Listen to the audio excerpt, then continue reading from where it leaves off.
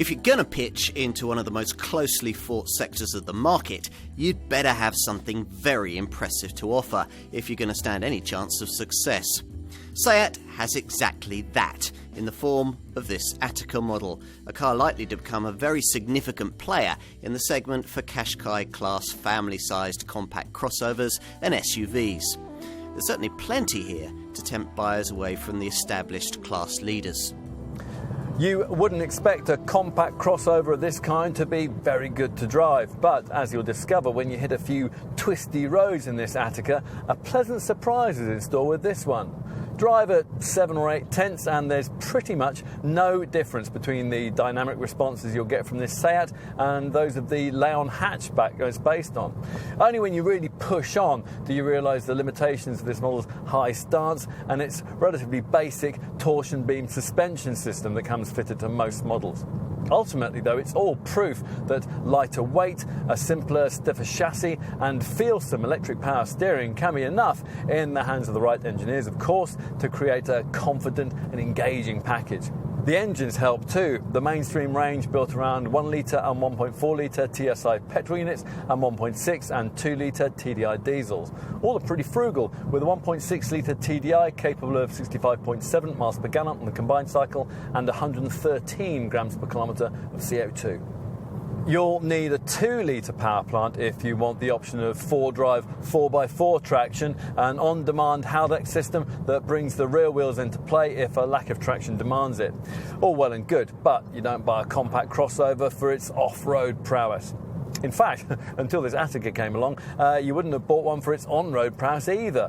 This Seat changes things in that regard, with a degree of driver involvement you can control via the drive profile vehicle dynamic system that comes fitted to most variants and which can alter the steering and the throttle feel to suit the way you want to drive. The head of Seat Design, Alejandro Mesonero Romanos, says that the Ateca is a car that could only have been created in Barcelona. Well, perhaps, but what's important is that Seat's first ever SUV is a decently good-looking thing, confident in proportions that almost down to the millimetre replicate those of its model's arch rival, Nissan's Qashqai. Now that surely can't be a coincidence.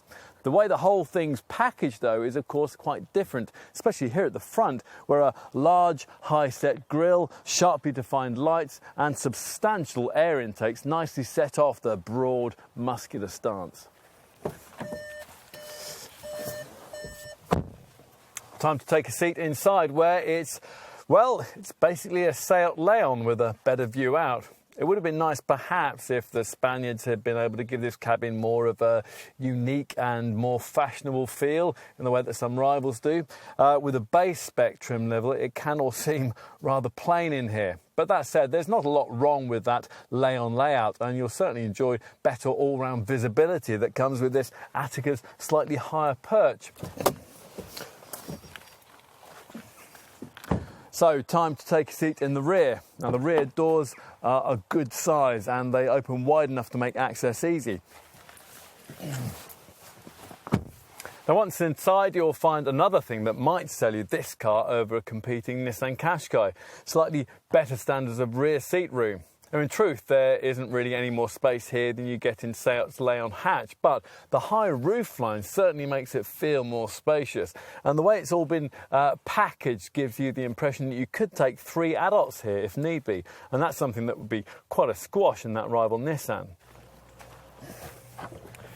Out back, there's a decently sized 510-litre boot that's a full 80 litres bigger than that of the rival Qashqai, and it can be extended to as much as 1,604 litres if you push forward these split-folding rear seat backs. More perhaps than any other model Seat makes, this one actually delivers on its brand promises of a more interesting and involving drive. Plus, it'll help enormously that this car is also well priced, good looking, and for the most part, pretty well equipped. In short, there's plenty to like here. I mean, it may have had a bit of a siesta before joining the class, but this Seat has proved to be more than worth the wait.